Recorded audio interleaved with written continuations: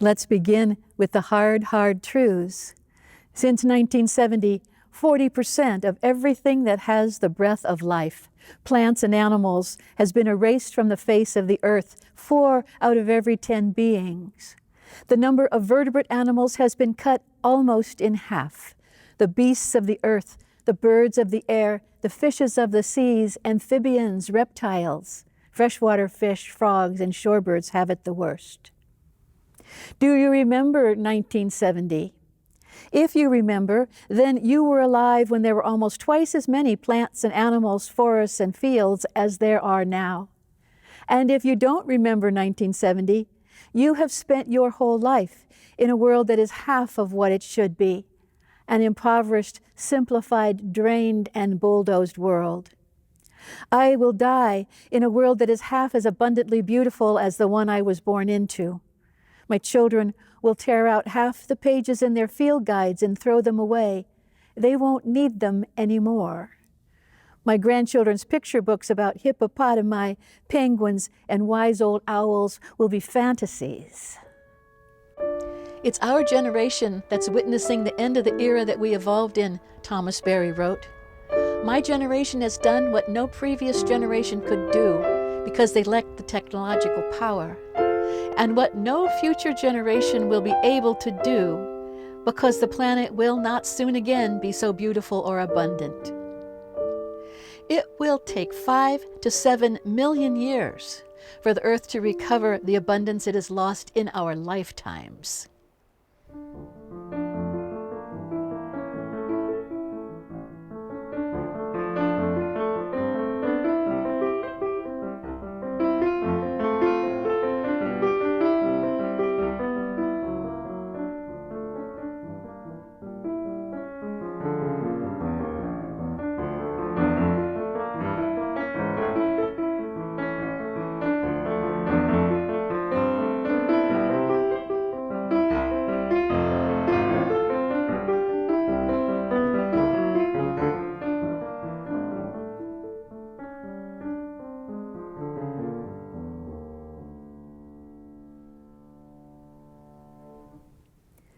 In the beginning, there was a yellow glow pouring onto the purple skin of the sea, rising and sinking in the glare. The seas mixed with the dry land and spilled into the bays. In the shining slick, the earth brought forth the first life. Creation worked like music. Life began with a simple, basic theme and repeated it now, again, replicated it now, again, complicated it now, connected it again into the lyric chords of all creation. DNA and the musical structure of the theme and variations display the same powerful, complexifying beauty. At first, there were the sponge-like things, medusas and polyps, gooey themes and all their variations. And then, 100,000 years ago, came the evolution of human consciousness. The theme of life reorganized itself to stand on 2 legs, turn to the sky, and contemplate its own beginnings and its own end. We are beings in whom the universe shivers in wonder at itself.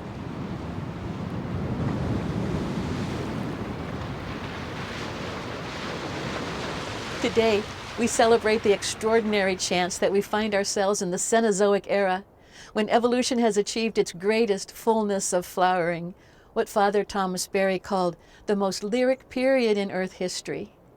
Imagine our good fortune to live in the time of thrush song and 30,000 species of orchids, the time of microscopic sea angels with tiny wings, and whales that teach each other to sing, the time of crocodiles and butterflies with curled tongues, and the eager braying of the gulls.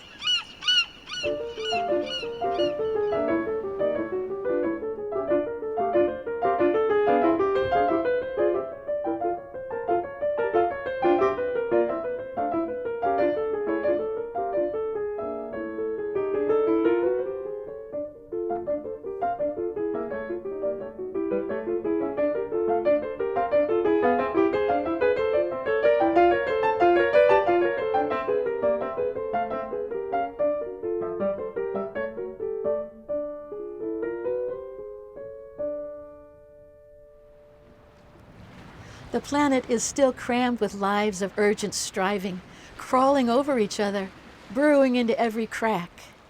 The fate of these lives is not a matter of indifference or economic expediency. These lives are the irreplaceable consequence of planetary creativity over 4 billion years. Last year, under gathering clouds, I knelt beside a tide pool. Maybe you have done the same. Blue mussels paved the rocks, cutting my hand when I turned a stone. The bottom of the stone was slathered with life. Tiny starfish, algae like orange paint, crust of bread sponges, porcelain crabs disguised as pebbles, decorator crabs disguised as seaweed, fish disguised as rays of light. The moving tide was noisy, the harsh inhale and groan, scritching claws and bubbling jaws, a constant plop, plop, as seawater dripped off globules and tentacles and who knows what. Behind me, I could hear my small grandsons calling to each other, "Guys, come look, come and see the starfish." And then out in the inlet, a humpbacked whale began to roar.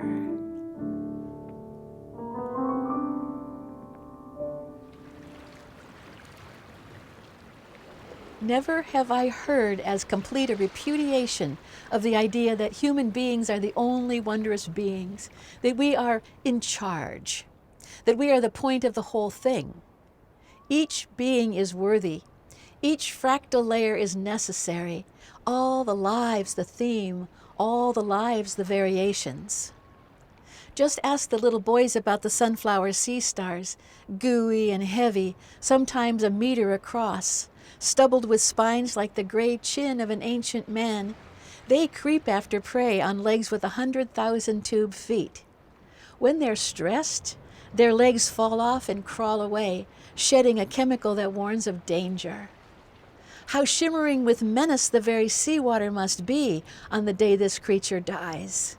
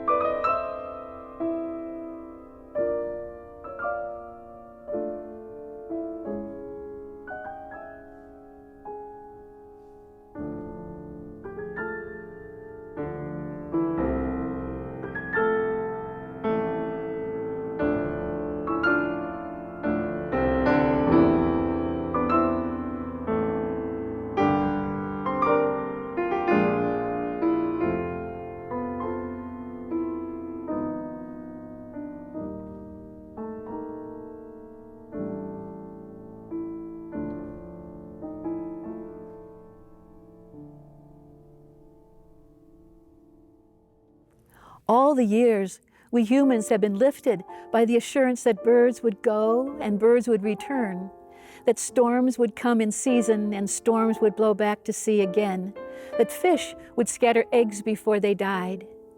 The music of the world was a repeating promise, a promise that harmony would be restored again and again in chords so complicated and beautiful that we could love them even if we could not fully understand the genius of their pattern. In Oregon, the first rufous hummingbirds returned in late February when the blueberries bloomed at the coast. Violet-green swallows returned to the ponds to meet the mayflies. It was a great day in the swamps when American bitterns and yellow-headed blackbirds swooped in, grumping and hollering. The humans and the birds slept and woke by this, lived and died in this faith in inevitable, unfolding harmony. The expectation and the arrival, the call and the response, the question and the answer, the world's promise of absolution and return. But the weather comes now and goes, and who can make any sense of it?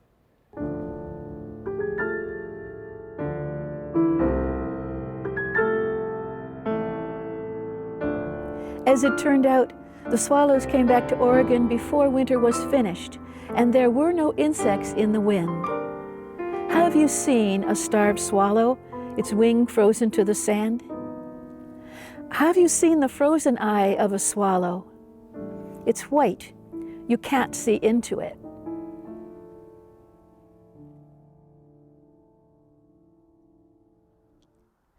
Five times in planetary history, life has faced catastrophic extinction. Awful forces of exploding rocks, boiling seas, poisonous clouds. Then icy glaciation and shrinking seas. Then storms of comets. Ended forever the possibilities in the strange and wonderful bodies. A collision with an asteroid marked the end of the Cretaceous era 66 million years ago, when perhaps 80% of the species vanished, including most dinosaurs and many of the small creatures of the seas. 5 massive extinctions when evolutionary development started over with what was left. And now, we're told, we live in the time of the 6th great extinction, which will bring the lovely Cenozoic era to a desolate end. Extinction, extinguish, cause to cease burning all those sparking lives. Is it possible? Is it possible that human civilization has the killing power of an asteroid 8 miles wide?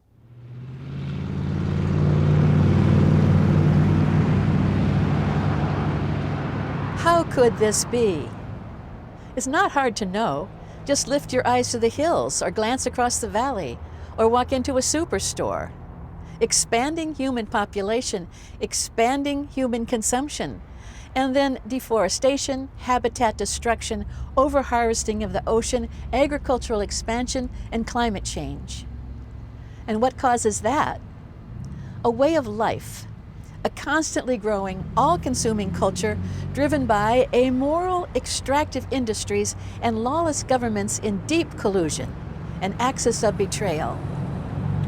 For all their horror, the early extinctions were the result of natural earth changes. This current great wave of dying is the direct result of human decisions, knowing and intentional or wantonly reckless. There is a difference between change and destruction, and that's the difference between death and murder.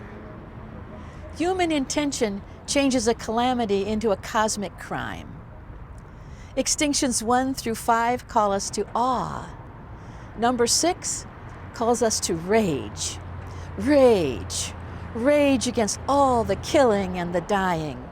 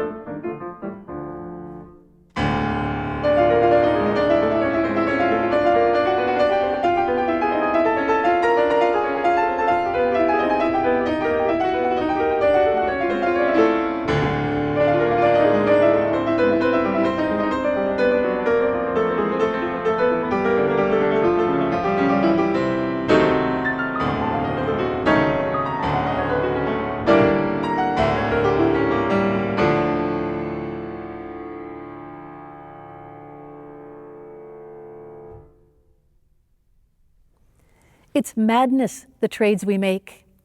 Unless something stops us, we will keep on converting living creatures into dead commodities. We trade deep, mossy forests for uselessly large homes. We trade wide-winged albatrosses for plastic six-pack rings. We trade a meadow miraculous with butterflies for an industrial park to manufacture My Little Ponies. Dear God, the madness. We trade a singing marsh for another Kmart parking lot. It's madness, this consumption, this eating up. We trade democracies for thuggish petro-states. We trade healthy children for cheap fracked natural gas. For corn to burn in our cars, We're happy to give up monarch butterflies.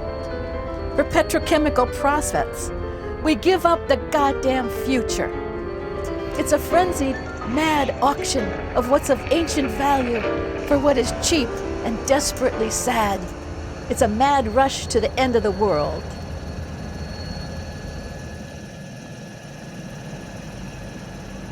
But the most terrible trade is the transmogrification of plants and animals into human flesh. Daniel Quinn wrote, since 1970, that same 1970, the biomass of the human species has gained 50 million tons. It came from other members of the community of life.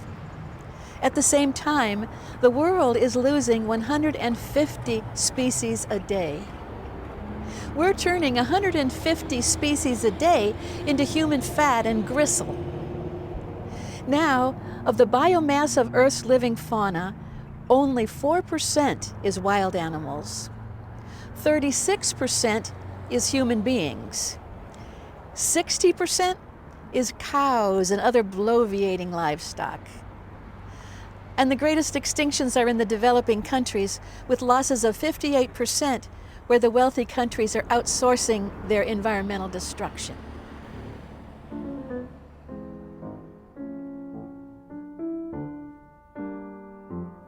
And no one should assume that the human species can come out ahead in this trade.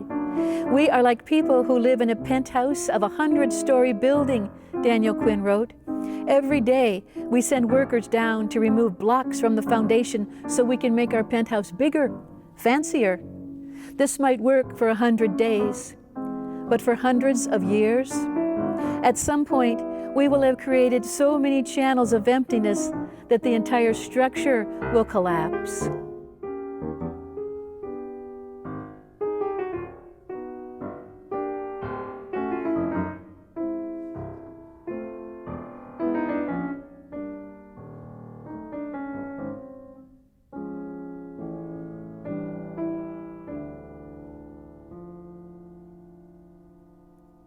Ever since I read this analogy, I've been haunted by a nightmare imagining of my grandchildren's future children, Theo's babies, Zoe's babies. With their arms spread, they're falling from a high penthouse, crying out like broken sparrows.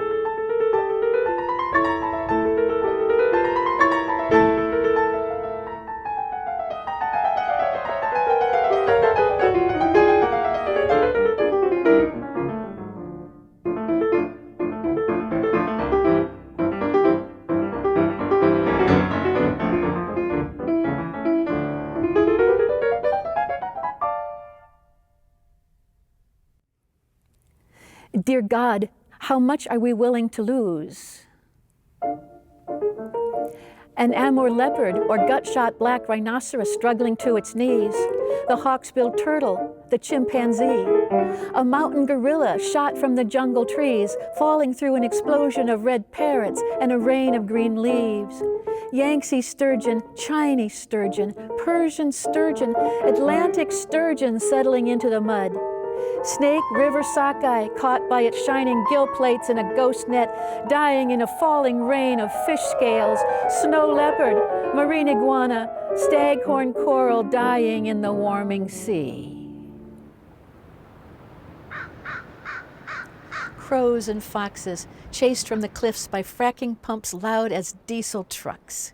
Black-footed ferrets startled from their burrows by the rhythmic thud of seismic oil explorations.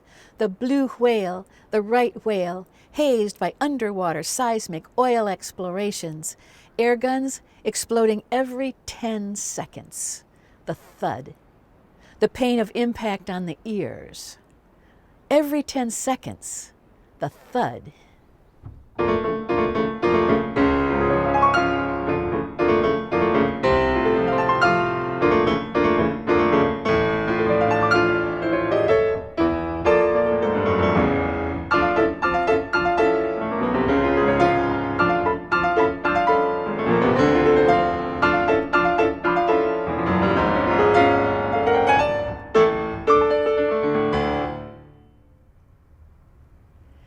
The existential peril is serious.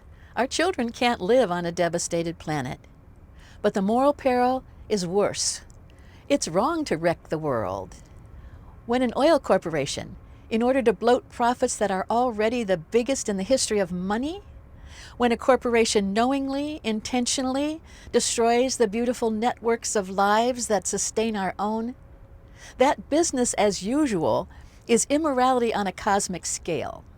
Let's see it for what it is, unblinkered by habit or profit, when an agribusiness sprays a cornfield with herbicide that kills everything but corn, killing outright the spurge and the sunflowers, or starving the beetles and the larks.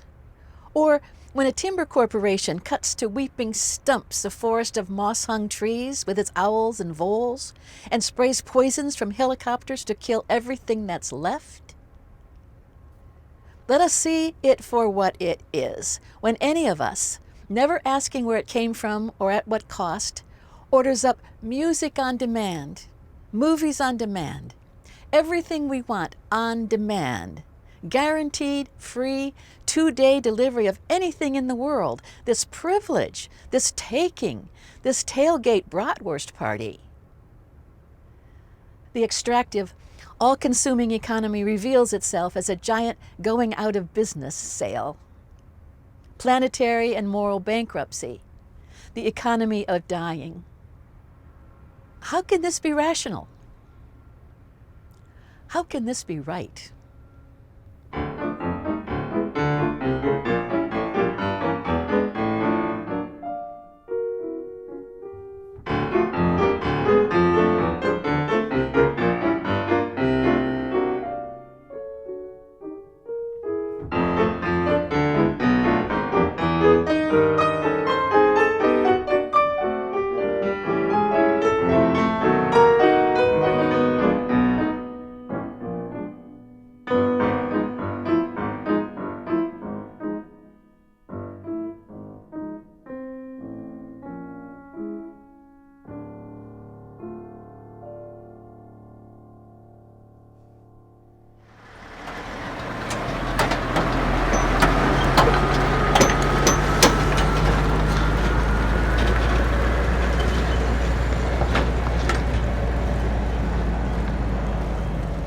Any culture that prides itself on accumulating wealth instead of sharing it, a culture that gobbles up the fecundity of the planet instead of nurturing it, an economy that eats its own feet, any economy of infinite extraction will kill off the sources of its sustenance. And if we invest in these destructions or ignore them, then we too become the foot soldiers relentlessly marching in the war against the earth.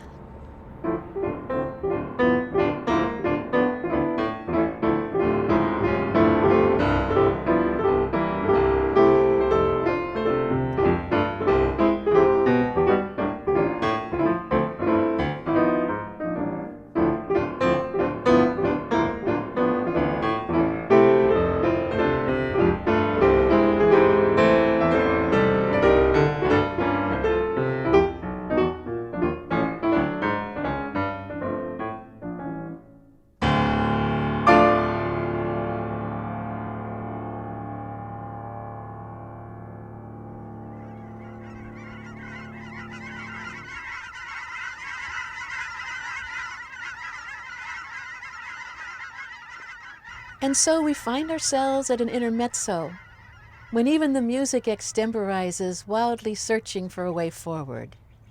And so are we at this hinge point in history, wildly searching for a way forward. Even if it breaks our hearts, even if it changes our lives forever, we have to confront the essential question: what do we love too much to lose?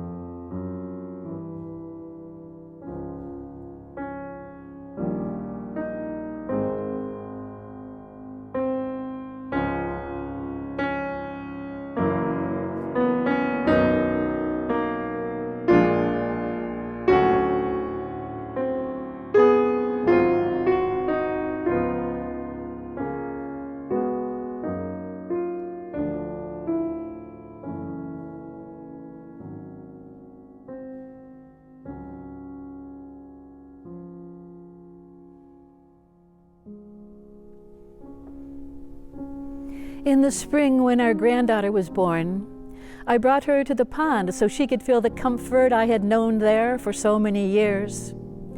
Killdeer waddled in the mud by the shore, but not so many as before.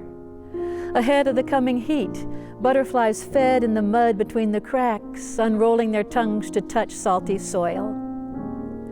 I held my granddaughter in my arms and sang to her then, an old lullaby that made her soften like wax in a flame, molding her little body to my bones. She fell asleep in my arms, unafraid. I will tell you, I was so afraid. Poets warned us, writing of the heartbreaking beauty that will remain when there is no heart to break for it. But what if it's worse than that? What if it's the heartbroken children who remain in a world without beauty? How will they find solace in a world without wild music? How will they thrive without green hills edged with oaks? How will they forgive us for letting frog song slip away? It isn't enough to love a child and wish her well. It isn't enough to open my heart to a bird-graced morning. Can I claim to love a child if I don't use all the power of my beating heart to preserve a world that nourishes children's joy? Loving is not a kind of la-di-da.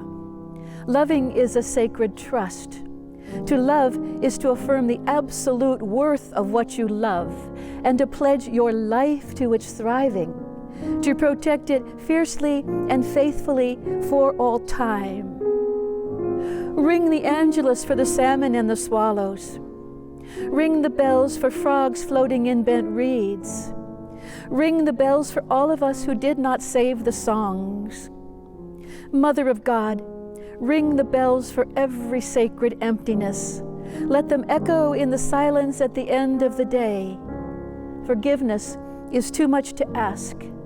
I would pray for only this, that our granddaughter would hear again the little lick of music, that grace note toward the end of a meadowlark's song. Meadowlarks. There were meadowlarks. They sang like angels in the morning.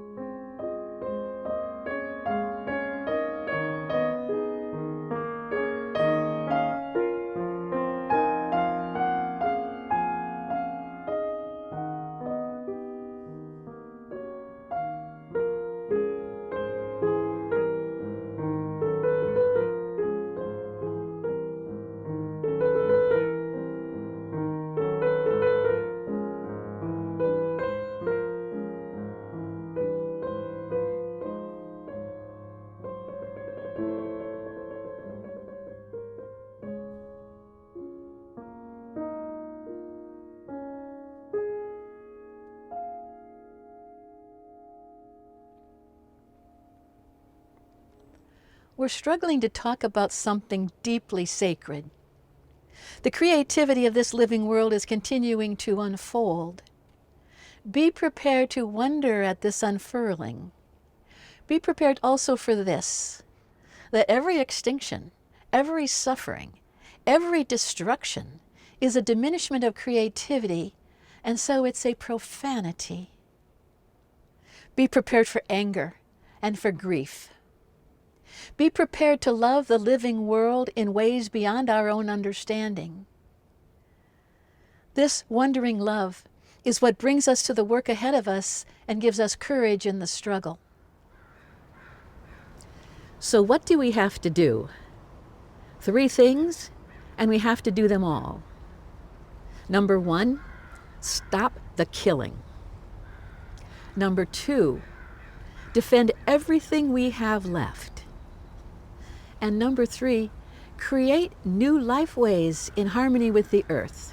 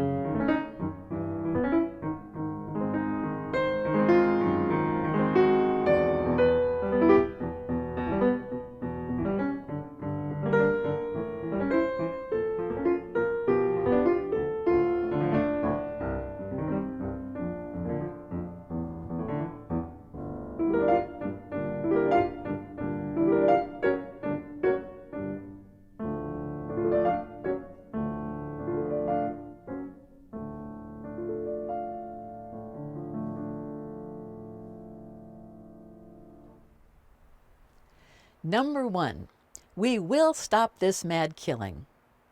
It's true that thousands of species are irretrievably gone. It's true that regulatory agencies that might have defended clean air and clean rivers and migratory birds have been captured or purchased outright by the very corporations they were meant to regulate. So corporations are free to make a profit and damn the consequences, particularly if those consequences are borne by people who have no voices to defend themselves. Small children, marginalized people, plants and animals, future generations, all those beings whom Pope Francis calls the silent voices screaming up to heaven. It's true that change, if it occurs, will be led not from some sudden moral awakening on the part of the government, but from the conscience of the streets. That is you, and that is me. We can stand against corporate wreck and plunder.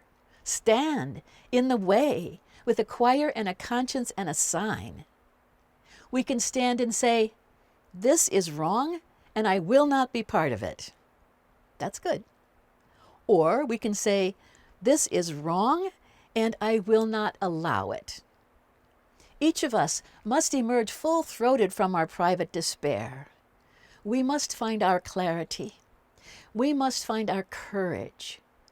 We must find our chorus, joining our voices to the roar of outrage and action advancing around the world. Together, we will draw the line, saying, not another mountaintop, not another rainforest, not another estuary, not another prairie, not another mighty river can be traded away for cash. These are not industries to take or sell. These belong to the future of the everlasting earth.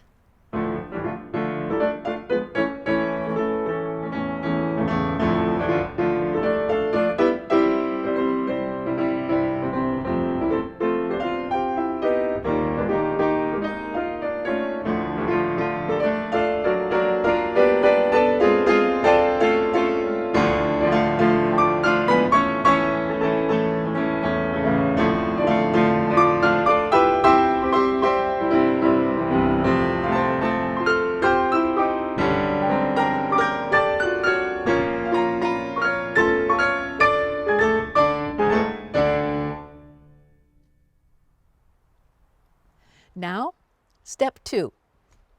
Ferociously defend what we have left. All the urgent, innocent lives, plants and animals. Noah knew that whatever survived the great flood would repopulate the world, the lions and the elephants 2 by 2.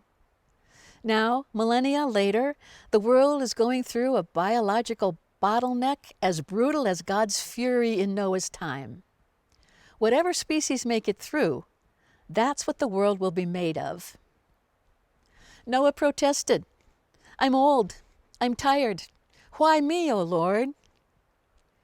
The answer is, it's got to be everybody, each asking, what ark can I build? What habitat can I save or create or restore that will carry living things? By now, Earth's plants and animals are refugees, driven from their hedgerows and homes by rising water and war, crowding at the shore, looking desperately for safe harbor. No less than humans, they deserve a place to put down roots, to spread their wings, to raise their young. So the world needs flotillas of arks, rescue boats uncountable, says the poet David Oates. Tiny handmade parks and massive prairies, marine reserves bigger than aircraft carriers, lovingly restored marshlands, all set into the forward river of time to carry all creatures great and small through the rocky shoals of our era, and then to touch chance-wise on dry land and start the world again.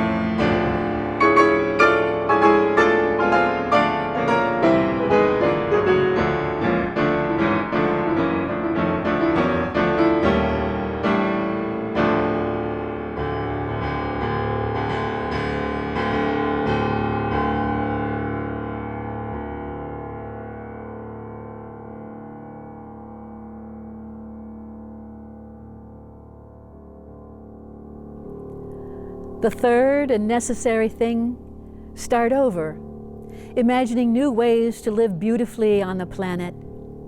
Our problem isn't with renewable energy or farmed fish or other increasingly desperate means to save the old way of life. The problem is the old way of life itself.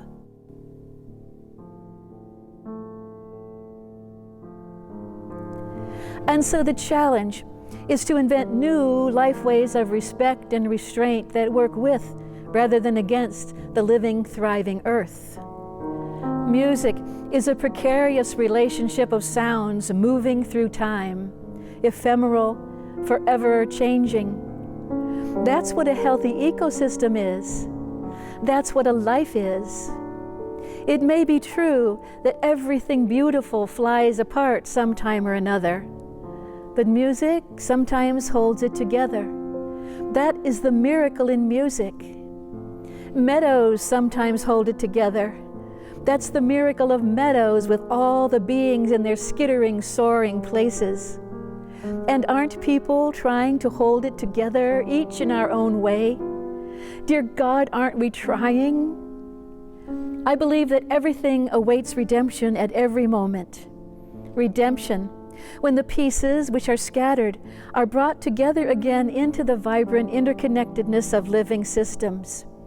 We yearn to be called back in. Everything yearns to be called back into a right relationship. The frogs into their chorus, the cicadas into their pulsing choir, the people into earth's harmonies, the dancing insects into their light.